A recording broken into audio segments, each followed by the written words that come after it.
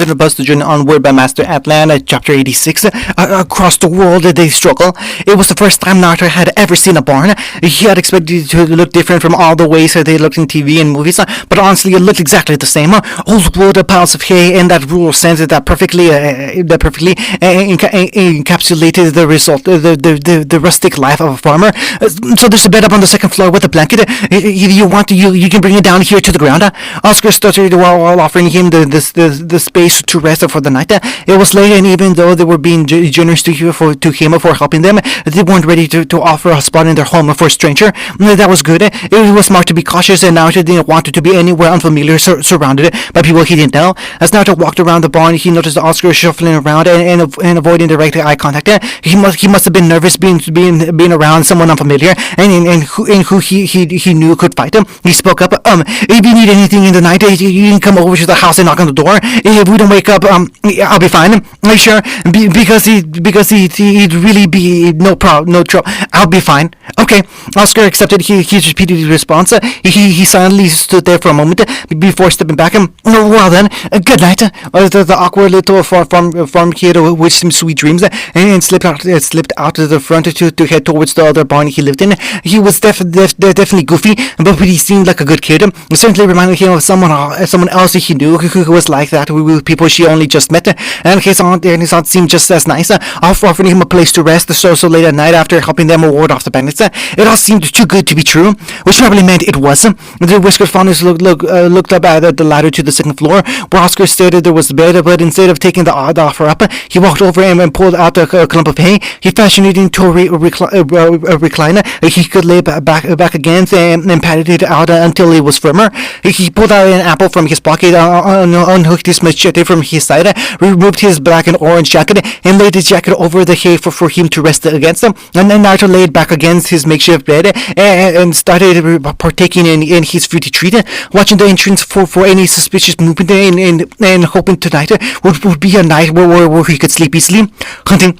When they started again getting comfortable and sleeping were probably the most challenging aspects of their new routine. There was a sense of fear and unease as they faced the unknown and uncertainty of their journey. When they were scared of what was ahead of them, but now things were different. Their time together out in the world had forged them into new kinds of warriors. All the travel had given them the opportunity to explore the new kingdom and help people along the way.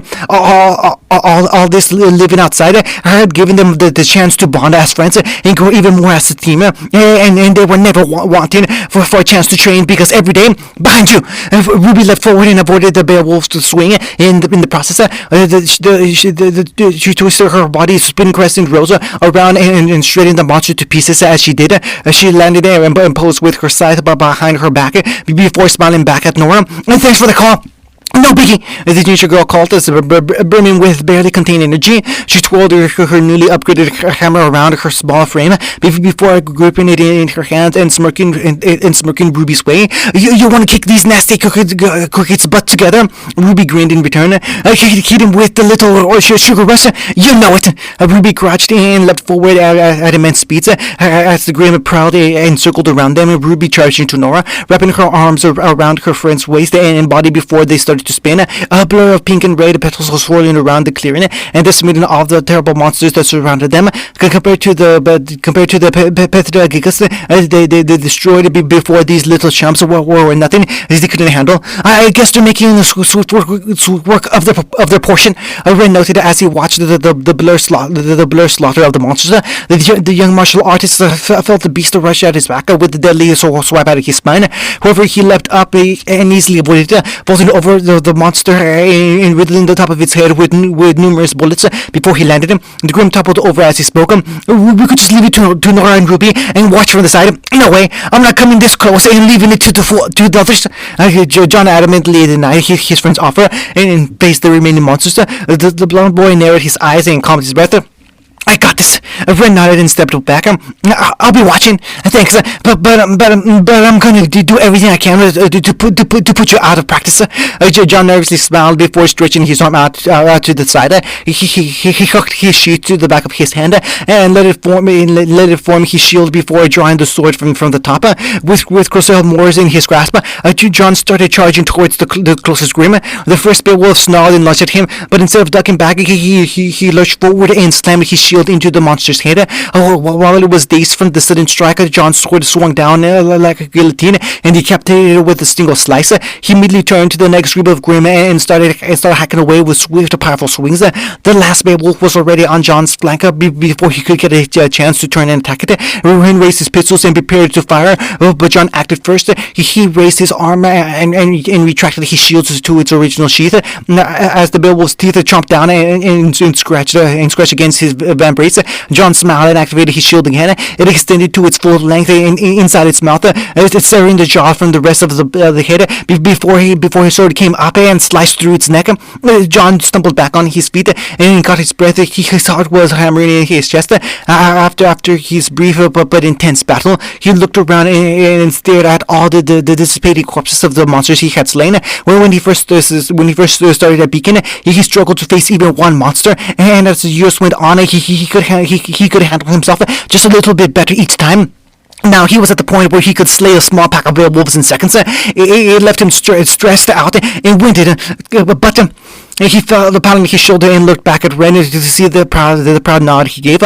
John grinned and clapped his friend's hand in celebration. "We did it!" Nora cheered, jumping up in joy and latching onto Ren's shoulders to keep herself hanging off the ground. Me and Ruby squashed these pups. How'd you guys do?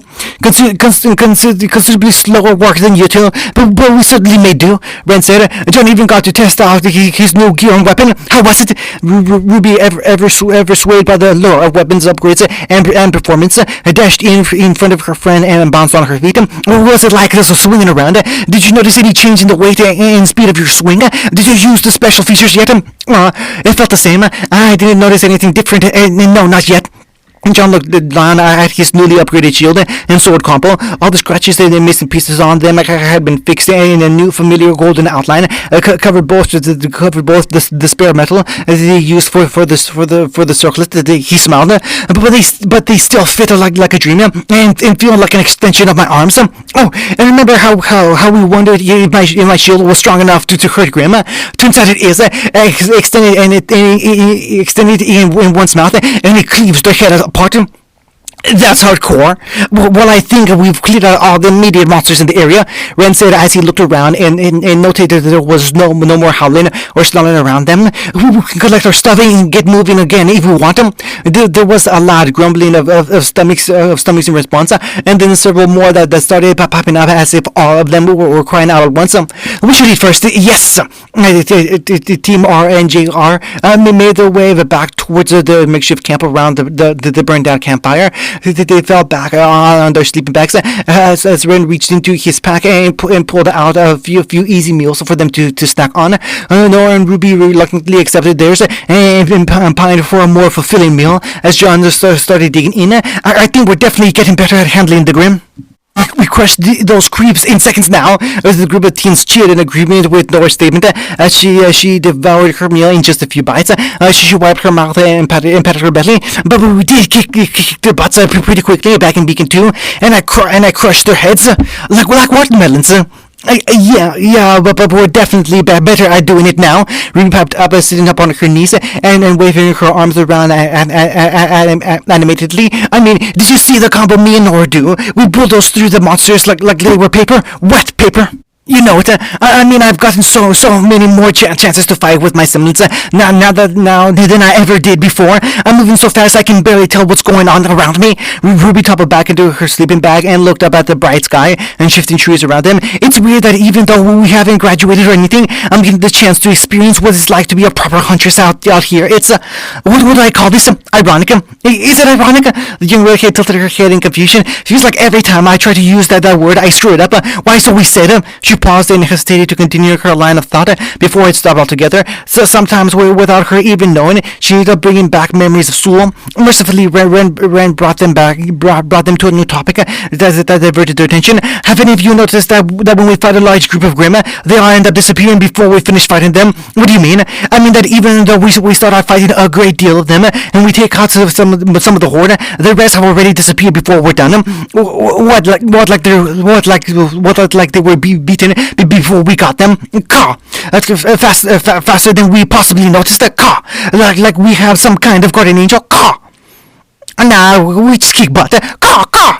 Yeah, I think we're just so awesome that the Grimm run before we reach them. Caw, caw, caw, caw. The birdie's going nuts. John put his meal aside and stretched out his legs. We might be getting strong enough to handle whatever we find in Mistral. We'll be strong enough but to put Kiba and Sasuke to shame. Nora jumped to her feet and started shadowboxing. Oh man, I can't wait to lead the army with a wave of my hammer. It will be amazing. Well, I think you're putting way too much faith in the promise to bring an army with them. If they don't have an army, I will never let them live it down. Ruby giggled as her new teammates started to argue about what constituted as an army. She looked back up into the sky and wondered if their friends were still doing okay, or wherever they were now. Hunting. The much larger man bear down on the smaller figure and dropped a hammer fist towards his head. The shorter man rolled aside as the fist hit the ground, cracking the stage and sending a massive echo through the dark room. It caused a dull in the audience as the hulking man snarled and rolled his shoulder in anger. Fantastic! This display between these two is a marvel. The giant swings each punch hard enough to crush a car and wants nothing more than to feel his opponent's orc shatter under his fist. But the flicker is just too quick. It's like he takes even one of those bruise blows, and then he'll be down for the count. Yeah, whoa, go giant! Teach that little guy a lesson. One exceptionally loud, energetic voice cried out from the back row. The exuberant cloaked viewer in the back kept calling out and wishing for more before a violent hug took on her cloak. He yanked her down on her seat. Ow! Give me a warning before you do that. Then stop, drawing attention. The person beside her whispered with a growl. No one can hear me. I'm being drowned out by the cries for blood. She looked around at the dark room before her eyes landed back on the cage of a fighting ring. The two combatants battled on. One was a gargantuan, muscular mountain of a man whose costume consisted of a speedo and domino mask. On the other side was a short, thinner man with a muscular build, wearing shorts, with a frame design and a mask over his head. As she watched them circle each other, she leaned in. Hey, is this real, or are they just faking it for the crowd? I'm gonna snap your legs like twigs. You tweak them. Nah, could be either. They're clearly hitting each other, but with aura. That could mean anything. And who are we looking for exactly? Oh, and she started shaking. She started shaking with excitement. Tell me we're getting giant. Oh, I bet he'd be perfect at clearing out a crowd. No, it's the other one. The little guy, but he's so small and puny. He's our size. He's taller than you. He just looks small and scrawny compared to the big dude. Well then, if they're actually fighting each other, why don't we ask both of them? Couldn't hurt, right? The cloak beside her stared at her for a moment before turning to the figure on his other side. She's got a point. What do you think? No, just Flicker. She groaned. Why not? Because Giant is trying to kill him, and Flicker is making a show of it. Huh? What do you? He's been cornered. The Flicker has been cornered by his behemoth of an opponent. In moments, this match could be at an end, unless we see Flicker use his special move to escape. They looked back at the stage in time to see the massive wall of meat corner his smaller opponent. He cracked his knuckles and started chuckling. Oh, I'm gonna put you down before you get the chance, you little shit. The giant reared his fist back and threw it at Flicker's head, but the shorter flame-themed fighter slipped underneath his arm and slid by the ground. He stopped by the giant's knee and cracked it from the side with a punch hard enough to cause the man to cry out. He slid over the other leg and kicked the back of the knee hard enough to drop Giant out to the stage. Once he was down, the Flicker jumped up on the muscular man's back and wrapped his arms around his neck. A Giant choked and tried to pry him off, but the faster fighter circled his legs around the larger man's shoulders and kept him locked. Giant stumbled around as Flicker Flicker applied more pressure to his neck and cut off the flow of air almost completely. He suddenly released his grip and jumped off Giant's back, only to turn in the air and grab his head. He fell to the ground, and Flicker slammed the massive man's face into the stage, causing a wave of groans to echo out from the stage, from the audience. Flicker quickly crawled over and repeatedly pounded his fist against the larger man's head until his aura finally broke him. And once it did, he raised his leg up high and brought down an axe kick so hard that it reverberated through the Giant's head and into the stage. He laid unconscious on the ground with a colored nasty knot on his head. Flicker turned around and cleaned himself off as the crowd cheered and clapped for him. One fast kick to the temple, and the moment his aura was done. Yep, you're right. This is the guy. So what next? Hunting. The worst part about monotony was the moment you realized you were in a slump, but you're so unmotivated that you continue to live in it. You realize there should be a change in your lifestyle to make things more exciting, but you can't bring yourself to do it. That was the state Yang was in as she sat on the couch again. There was a spot on the couch everyone in the family picked as theirs, and she had been sitting in it for so long now. There was this imprint of her butt. She'd wake up and she'd decide to either stay in bed or have a shower and get washed. She'd go downstairs. Her dad would greet her with a smile and breakfast. She'd sit down and let the day pass by, watching TV and listening to the update for Bale. If there were any choices, she'd bring herself to go around the house and help out. Honestly, it was the most exercise she'd gotten in months. And she looked down by her side and saw Swag jumped up and cuddled by her side. He used to do the same thing at her right side, but had since switched to her left without even missing a beat. She appreciated the little guy making a change so seamlessly. It was quiet. The house was too quiet for her to handle. Not long ago, there would be the sound of her listening to music at full blast, Ruby tinkering with her weapon, Crow drunkenly shambling in from a bender, Swag barking, and Sayang trying to hold it all together. But her father was out. Her uncle had disappeared. She was quiet as a mouse, and Ruby was. She sighed and stood off the couch, walking up the stairs and going down the hallway to her former room. She peered inside and realized she hadn't been staying there for so long. The small layer of dust had formed over the tables and drawers.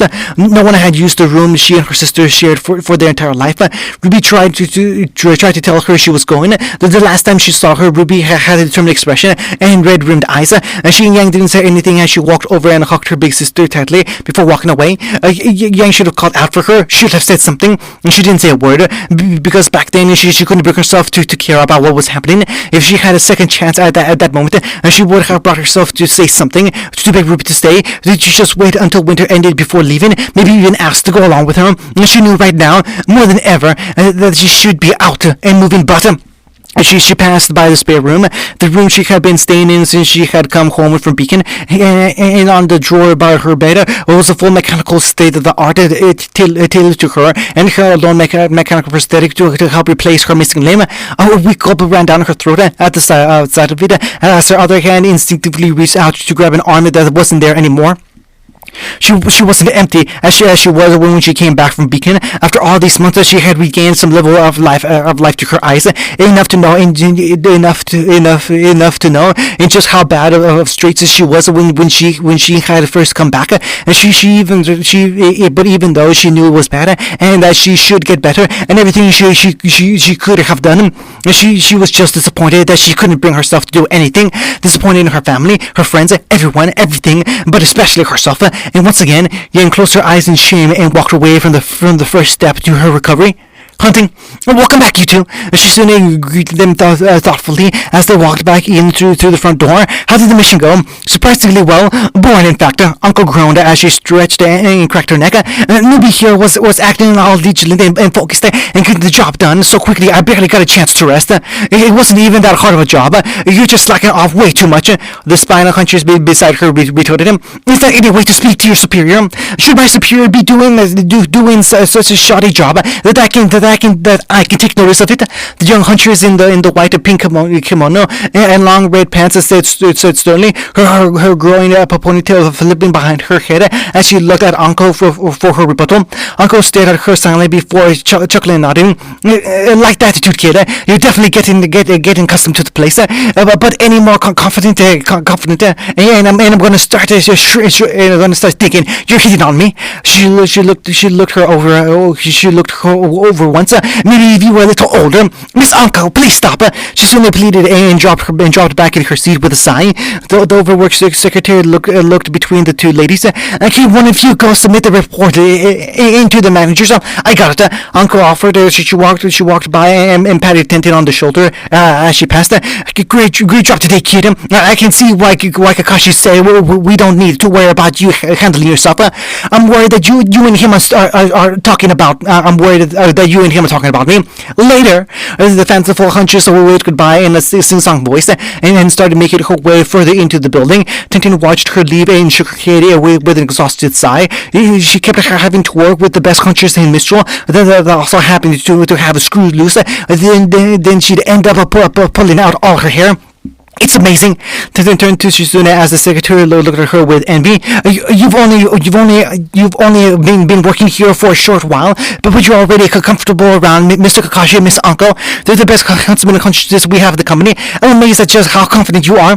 Tintin didn't have the heart to tell her that confidence wasn't really that amazing, but it was more the fact that Shizune was just so skittish. She decided not to say anything and just smiled and said, "Thanks for believing in me so much. Is there anything else I can do to help today?" "Oh, no. I think that's it." Suzune started typing on her screen as information flew by. And most of the missions and requests are being handled, and Miss Uncle is going to deliver the report to Mr. Minato and the others, so you should be fine. She smiled at Tintin and seemed to miss the complicated expression on her face when she heard that. "You can go home early if you want." "Yeah, I guess I can." Tintin waved Shizune goodbye and started making her way further into the building. Skigen had become something of a second home after she had returned from Beacon and offered her an internship, a place for her to build her skills and gain experience until Mistral started again, and she would decide if she'd go there or somewhere else. As she walked through the halls, she remembered her first time coming here, part of a little trio of friends looking around with bright eyes as they were guided through a company they could one day join when they graduated. And now she was the only one of them that could. Tintin, as she was yanked out of her melancholy thoughts when her name was called, turning around, she spotted Ino jogging her way with a relieved smile on her face. Since she had visited Beacon, the platinum blonde beauty had grown her hair out even longer and tied it behind her back. She actually felt a little jealous that Ino could grow her hair out so easily, and she struggled getting her own long enough to make a ponytail. What's up? I'm glad I found you. The younger girl grabbed her hands, her own gloved hands squeezing down gently as she pleaded, "Are you free tonight? Tonight, I got word that there was a big party happening at a club in the city, and I wanted to go." She grinned. "I somehow got Shikamaru and Choji to agree to come, but it'd be boring with just them. I wanted to add to soccer, but she has a lesson tonight, so that's a no. What about you? Are you free, or do you have do you have a meeting?" "Let me check." Tintin pulled out her scroll and looked through the calendar. Her regular meetings wasn't until later in the week. She had no other engagements, and she didn't want to just stay home with her thoughts. She turned to her friend and nodded. "I'm free to go." "Awesome!" Exclaimed, grinning in delight as she turned around. "I'll go grab the boys and we'll be off. Oh man, we're gonna have so much fun tonight." Well, she just have to trust that Ina was right about that.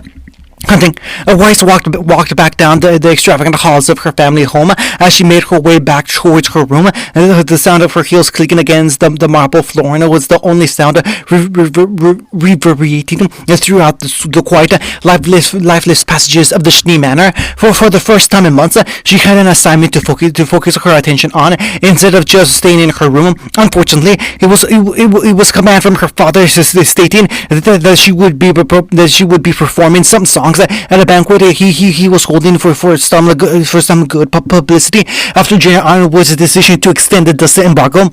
She'd never seen her father so flustered, and yet somehow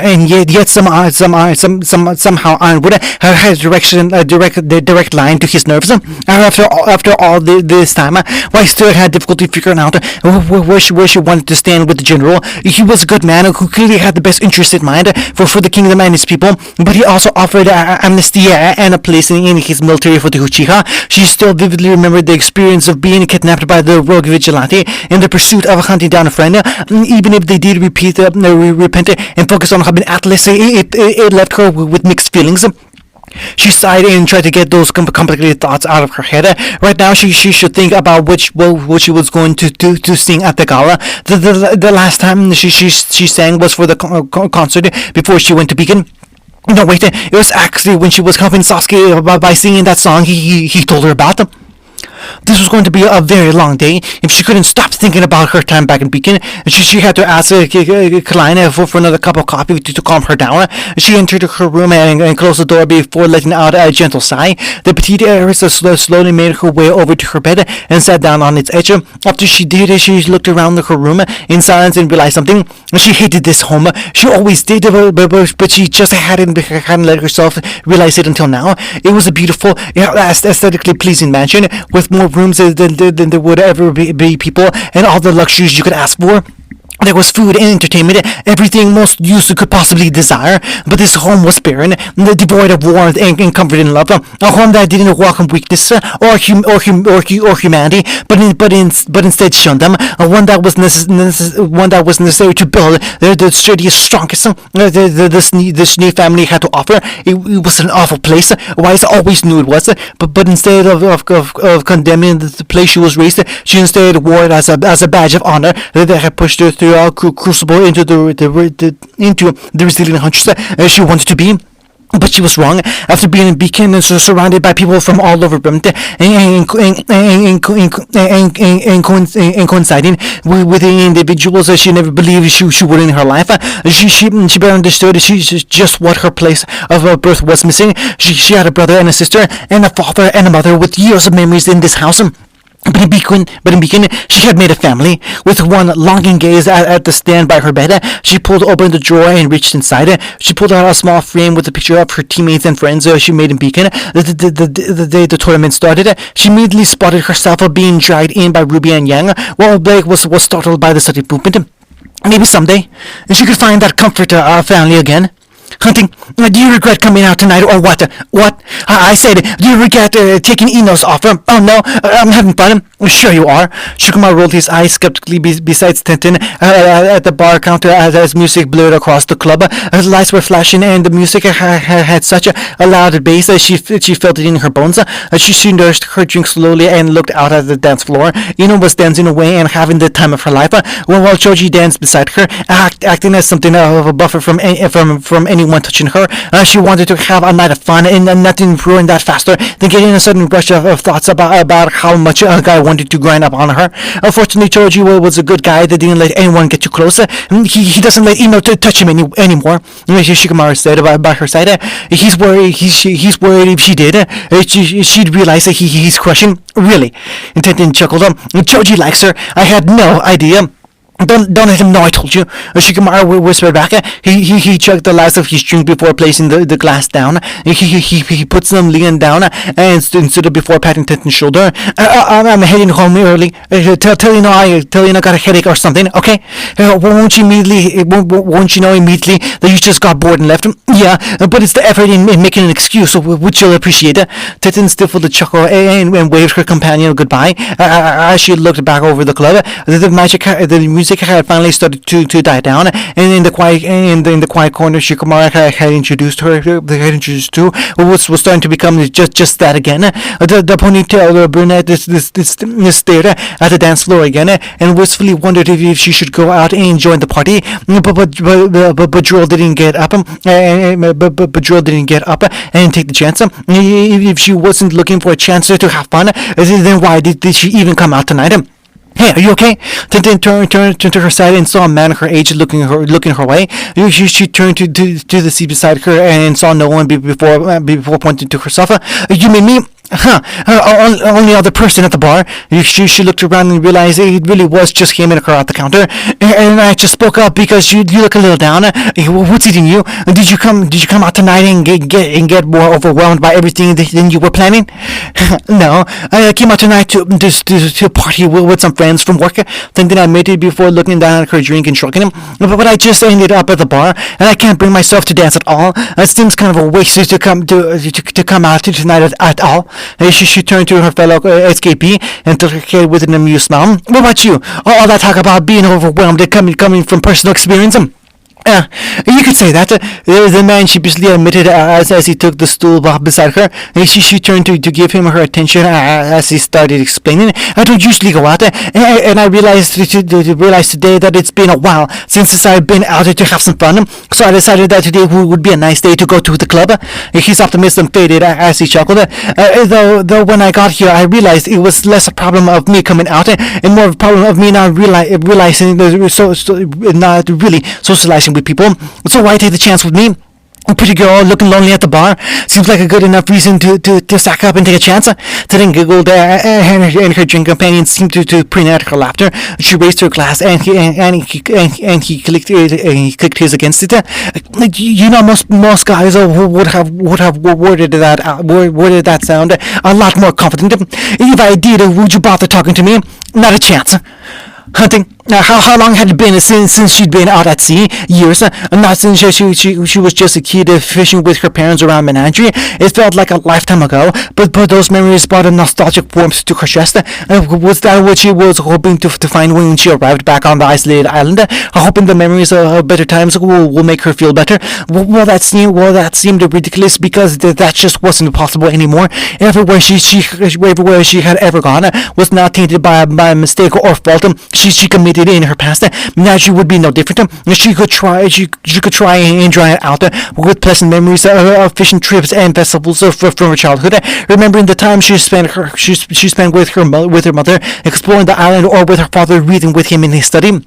And yet, all she can think about are the arguments she had with her parents, decrying them for their unwillingness to help the White Fang's cause, and calling them cowards before disappearing from their lives altogether.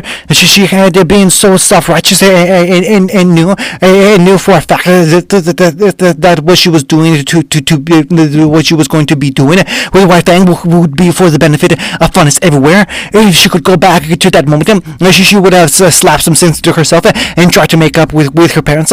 Now she was running back home in order to lick her wounds and cower where no one would see her. Did she expect a warm welcome when she returned to Menagerie?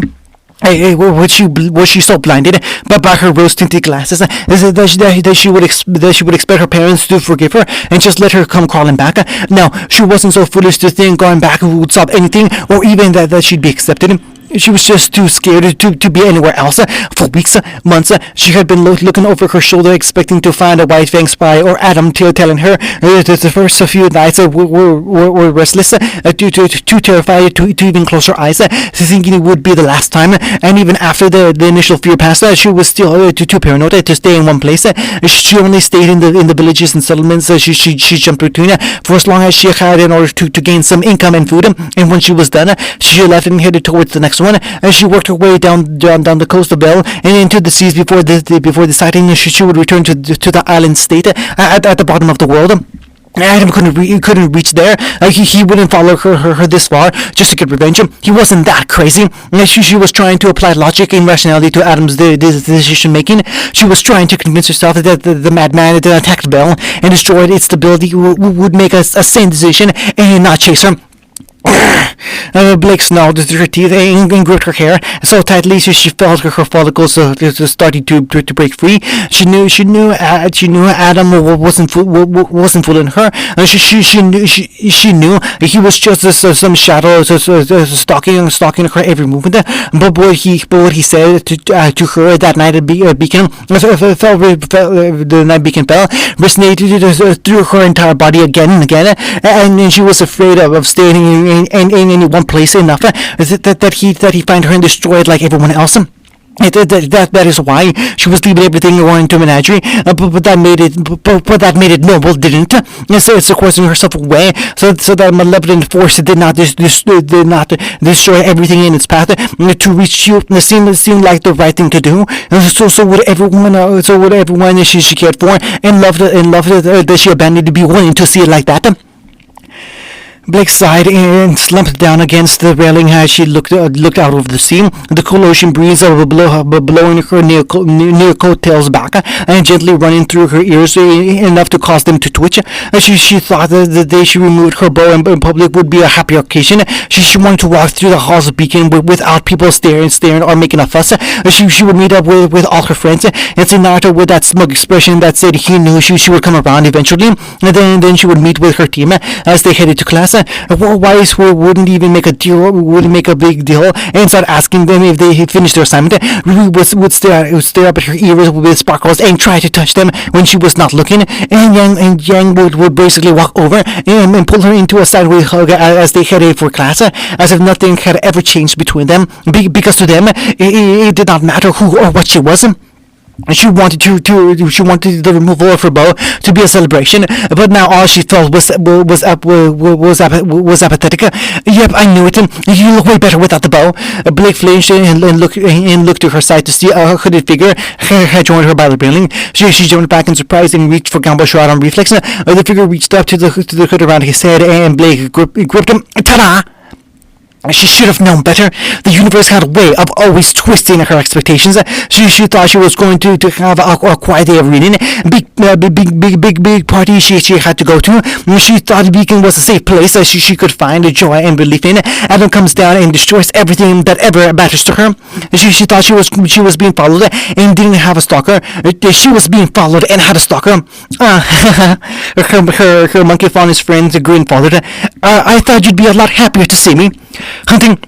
So we charged into the apartment, and the criminals immediately raised their weapons. The shots bounced off me like nothing, and my partner slipped in and took out everything in a flash of white. While he captured them, I ran into the back room and found the last member in the bathroom. What were they doing? She was flushing the evidence down the toilet, paperwork, jugs, everything, swirling down for no one to find. Holy crap! What did you do? Well, my hand was still covered in my steel, so I shoved it into the wall and crushed the pipe shut. I yanked it straight out of the wall, and some of the documents and baggies she flushed plopped right down between us. Ted and giggled. When I looked up, she was pale as a ghost and immediately surrendered. Oh, damn! Her drinking partner exclaimed in amazement as he enjoyed the story she told over drinks. They shared a giddy laugh as he nearly fell out of his seat before Titian caught his arm and pulled him back in. As he balanced himself, he shook his head and giggled. That has to be the best story I ever heard. That sounded like something you hear in a movie, but you're telling me a work story like it's nothing. It's incredible. And keep in mind that those are just the most interesting stories. Most times it's just me doing patrol work and sorting paperwork.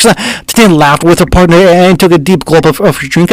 She enjoyed herself and actually reveled in the chance to have fun and laugh. The young huntress ran a hand through her hair and smiled. But I'm glad to hear that my life story is so entertaining. Sorry. I'm sure it was a stressful situation, but you tell it so well. Teddy felt relieved to see her drinking partner enjoying himself just as much as she was. He wiped a tear from his face and smiled contently. I'm glad I came out tonight. Meeting you and talking to her has definitely been a highlight. Yeah, I'm glad I came out too. And Denton knew she meant that because for the first time in a long time, she felt a sense of relief and ease in her chest. And she wasn't sure if it was the companionship or the booze that was easing her mind, or maybe a mixture of both. But she was happy for it. This was definitely worth the time out. The two giggled once more and looked at each other. Denton stared at the man in a moment of silence before they both leaned in. Their lips locked together, and the warmth of their connection was so strong it cleared through the haze of the alcohol. Tense hands settled around his cheek and pulled him in closer as his hands settled on her thigh and gently rubbed him. She knew what she was doing, and she wouldn't mind a night of fun and pleasure, taking deep in the kiss. The image of beautiful red hair flowing through her fingers. The image of beautiful red hair flowing through her fingers as she lovingly caressed it. Titan pulled back from the kiss, and the man she shared with it. He blinked a few times in bewilderment. What's wrong? I'm sorry. Titan pulled out some lean and tossed the cards on the table. I can't do this. About whatever you want, whatever's left, but I can't. Wait. He reached out and grabbed her hand before she could walk away. She looked back at his concerned, confused face. What's wrong? Did I do something, or was I too forward? No, it's not that. It's just Titan struggled to voice her mind before she looked down at him sadly. She leaned in and kissed his cheek before smiling. It's just you had bad luck picking your friends tonight. Before he could inquire any further, Tintin briskly walked out the club and turned the corner. When she was alone and sure no one was around, she collapsed back into the wall and slid down until she hit the ground. She groaned and huffed into her hands before repeatedly hitting the wall with the back of her head. Why did she think about doing that? Why she couldn't think about that. She didn't deserve it. The only thing she deserved was solitude and work. And as tears started to brim her eyes, she cursed herself for letting that happy obliviousness warm itself into her heart again. She knew what she was supposed to be doing and couldn't let that focus slip, not for an instant. Hunting. Hey kid, that was an excellent show you put on tonight. Did a lot of good work. The promoter congratulated his fighter and counted the wins, giving for a couple rounds before putting the moves on him. Really worked on running the crowd. Thanks, boss. Although the crowd is probably sick of watching you win so much. The promoter took a hand of lean handful of lean and tossed it over. The black-haired man looked down at the pitiful amount he had earned on top of his wings inside him. Maybe next time, maybe time to let you lose a few rounds before having you rise from the ashes, huh? Whatever you say. Though the man chuckled brightly to himself and waved the younger man away as he continued counting. The fighter that dressed up to perform as the flicker sighed and started making his way out of the club. He stuck around. He stuck around this place to get some easy money in the fighting arena. He had the skills to put up a fight and usually win from years of training with his parents. And then when they passed away, he refined those skills through practically fighting in clubs like this. Honestly, he should have been using his skills for huntsman work, but there was very little to do on an island like Vital. It used to be a bustling island city that acted like the de facto cross point between the four kingdoms. That was until the festival went up in flames and Vel came crashing down for everyone to watch, right up until the CCT fell and communication stopped worldwide. Now Vital was struggling to hold itself together after all the kingdoms were closing themselves, and while with Vel in disrepair, Vital's closest acting source of support and income was nowhere to be seen. At times like this, he should be offering his services to help the city and the kingdoms too. But whenever he had those aspirations of helping or doing work with others, he was reminded of his parents' words of warning that even if he had the best of intentions and made the world better, as long as he was who he was, then people would always be fearful of him, mindful of him, wary of him, watching his back for a moment to strike him. It's why he chose chose a fake identity when he moved to Vital. It's why even though he was assuming a fake persona, he still hit his face, and when he used his semblance, he made sure no one got a good look at him. The world just couldn't accept his help, no matter how desperate they were. He needed to keep to himself and worry about his own problems, of which he might have just walked into another one. Exiting the back of the club and walking out into the alley, he found himself blocked by two figures covering themselves with clothes. They stood at the far end of the alley, blocking his way out to the street and back home. There was very little light, but he stepped into it as he faced them. Can I help you? Are you sure that's him? The small cloaked figure asked her to her companion. The sound of her voice clearly giving away that it was a woman underneath him. I mean, he was wearing a mask, so we might have the wrong guy. It's him. Trust me. The taller figure beside her reached under his hood and tapped his nose a few times. He turned back and faced the fighter. Listen, we want to talk to you. If you're upset about the results of the fight, then don't take it up with me. Complain to Giant, or better yet, don't bet so much. We didn't come here to talk about the fight. We want to talk with you personally. Me. The fighter lowered his bag off his shoulder and laid it on his side. The cloaked figure immediately noticed the way his body tensed up in response as his voice lowered dangerously. And what would you want with me? Just more of your time. We want to speak to you about something. Whatever it is, I'm not interested. Hey man, you can trust us. The shorter woman stepped forward with a placating, jovial tone. We really are just interested in talking. We know you're strong, and we wanted to ask you if there was more you could do. I mean, we know who you are. That cinched it. The fighter spiked his back head roughly, and the female cloak had to quickly grab it before he hit her. In that moment, without focusing, the fighter lunged forward and prepared to strike her in the chest with a kick, but the other cloak grabbed her hood and yanked it down, revealing the dark skin, green-haired girl underneath. As she was pulled away, the male cloak blocked the kick. Fu, stay back! Fu dropped to the ground and picked herself up. But Kiba, I said stay back! Kiba engaged with his new enemy. Their strikes and blows are crossing at speeds almost invisible to the normal eye. Their fists and chops continued to exchange until they grabbed each other's hands and started vying for supremacy. Damn, you really are a great fighter, and I'm not here to entertain you. The fighter kicked Kiba's foot out from underneath him and twisted around, lifting the cloaked figure up and tossing him across the alley. He spun through the air and easily landed on his feet.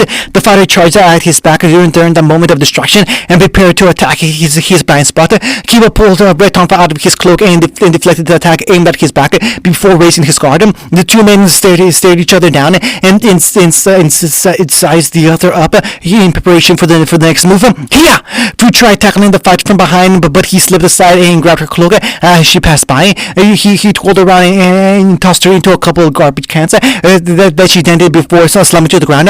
Kiba rushed over to her side and knelt down to check on her while still training his weapon on the underground fighter. The tension stayed painfully silent before them as Fu groaned in pain. They at least stayed silent for a moment until suddenly 100 men and women appeared on the rooftops and out of the streets to surround them. Kiba looked around in shock at the sudden arrival before his nose twitched. His hand immediately shot up and grabbed an invisible patch of air just in front of his neck. The moment he did, all the people that suddenly appeared to surround them started to shiver and shake. They were flickering out of existence. They disappeared and revealed that instead of back above appearing in the hundreds, the underground fighter had just moved a few feet to attack Kiba while he was distracted. Their eyes met and narrowed before the fighter whispered, "Who are you?" Those eyes? Yeah, you're the guy. Suddenly hundreds of cloaked individuals made themselves known and surrounded them. He yanked his arm out of Kiba's grasp and looked around in shock and confusion until they flickered out of existence as well. As the fighter was startled by what he'd seen, a new voice spoke up. "That's amazing semblance. Localized illusion that can affect multiple people. I only used it for a second, but the images I imagined came to life well enough to startle even you." The fighter turned around and saw another cloaked figure walking out of the shadows to face them. He glared. "Another one. I'm the last one. Promise," he said disarmedly before looking aside. "Are you two okay?" "I'm fine." He pulled back his hood to finally reveal his face. The man had a sharp face with red fang tattoos on his cheeks that had disappeared into the brush of beard along his chin and neck. He ran a hand through his unkempt hair and cracked his neck. "Next time we're scouting, you get to be the one that settles the fight. Got it?" "Noted." Fu. And Kiba looked back and shook the woman groaning on her back. "You alright?" "Kiba, is that you?" She dramatically gasped with a tight expression. "I can't move. I think he broke my back." "He didn't. You wouldn't be feeling anything if that was the case." "Oh, okay, but it really hurts. You might have to carry me for the rest of our journey." "Hey, I told you to stay back. That's what you get for trying to ambush the guy while screaming beforehand. Well, it seemed like a good idea at the time. Less whining, more hitting up. Enough!" The fighter exclaimed in exasperation as he looked at the two people he had finished fighting before turning to the last hood. "Who are you people?" The cloaked man grabbed his hood and pulled it down, and when he did, the fighter was startled to see the crimson eyes that he hid behind the hood, the same eyes as him. I recognized you. His eyes lost their red color and slowly turned back. You were that kid that fought in the tournament. I'm Sasuke Uchiha. His red eyes faded as well as he stepped forward, and I want to talk to you about something important, Shisui. Hunting. Naruto had found some sleep last night after a few restless hours. The habit was a little uncomfortable, but he had gotten used to it. Oscar came back early in the morning and offered him the shower in the main house. He had spent the entire night in a barn, and now the smell lingered off of him. As he walked through the small cozy house, he heard the sound of bacon sizzling. There were pictures along the walls of Oscar, his aunt, a man that might not be around him any longer, and other families like they had him. It was a nice house. When Naruto finished, he came back down with some freshly pressed clothes offered by his gracious host. He spotted them in the kitchen around the table, with a slew of foods spread out for them to make a meal from. And at the side of the table was a third dish prepared with no one sitting there. Is that place for me? That's right, Oscar said around a mouthful of bacon and eggs. You probably haven't eaten in a while. We figured you would be hungry after the fight you had last night. Oscar's aunt smiled pleasantly at him and nodded to the seat. Please, come join us. The whiskered fox was hesitant at first, but slowly pulled out the chair and sat down with them. He carefully started to pick some bacon and eggs, toast, and hash brown to put on his plate. Before he started to partake, it was made to be sitting at a table with people he barely knew for breakfast, and somehow have one of the nicest meals he'd eaten in months. We made a lot, so you can have seconds if you want. Naruto looked between the lovely woman and her smiling nephew before gently nodding his head. They ate in breath of silence, just the sound of gentle chewing and swallowing filling the room. Naruto savored the delicious meal and took up their offer of seconds, despite his stomach nearly reaching its limit. So Naruto, the lady of the household, wiped her mouth and carried her plate over to the sink. Do you have somewhere to go after this? Somewhere you were heading? Naruto stopped eating and looked between the woman and her nephew as he finished his meal as well. The funny swallowed his mouthful and spoke. I'm heading to Mistral, the capital. Oscar asked, are you going there for work or something? No, not exactly. But you're a huntsman, right? Oscar inquired. I mean, the way you fought those guys and your weapons arm. No, he curtly said, I'm not a huntsman. Oscar, that's enough. If you're done with your meal, then bring up your plate. The young farmhand followed his aunt's request and brought his plate over before helping her with the cleanup. He doesn't need to tell you why he's going to the capital. Yeah, you're right. Oscar looked back and apologized, and he said, I'm sorry. It's okay. I'm just going to the capital in the hopes of finding someone. Oh, are they waiting for you there? No, and I don't even know if they'll be there. Oscar and his aunt looked between each other before turning around. The kind woman smiled as she dried her hands. Naruto, I want to thank you for helping us out of that dreadful situation last night. Really, you don't? Yes, we do, she said with a smile. There's not many people who would have helped us in times like this, so the fact you did means so much, and there isn't much we can offer you in return, but if you like, you can stay here until you wish to leave. Nurse says, walking in surprise. She shook his head. You don't have to do that. Well, we're not offering you a place. Oscar amended with a meek smile. If you did, we'd ask you for a little help around the ranch. It's like a lot of work for just the two of us. Yes, Oscar, I wanted to ease him into that. His aunt playfully laughed before looking back at Naruto. The offer stands if you'd like a place to stay for the time being. Until now, rested on the tip of Naruto's tongue as he stopped and tried to understand the situation. He weighed the pros and cons and wrestled with the little voice of doubt in the back of his head, saying this was too good to be true. They must have noticed his reluctance before she added on. But if you really have to go, then we can make a pact for your way out. You shouldn't have to keep your friends and Mr. waiting. No, Naruto lowered his utensils and looked down at his plates. I'm not in a hurry. Are you sure? Yeah, I'm sure. He nodded and looked up at them. If you have me, I'd like to stay for a little bit. Our home is your home. Naruto chose to take the warm welcome as just that, and nodded his gratitude to the small family. They smiled and went back to cleaning the dishes. As the young Faunus looked down at his lap, he could take his time and get some rest before he started heading out again. After all, there was probably no one left in Mistral to greet him anyways. End of chapter 86.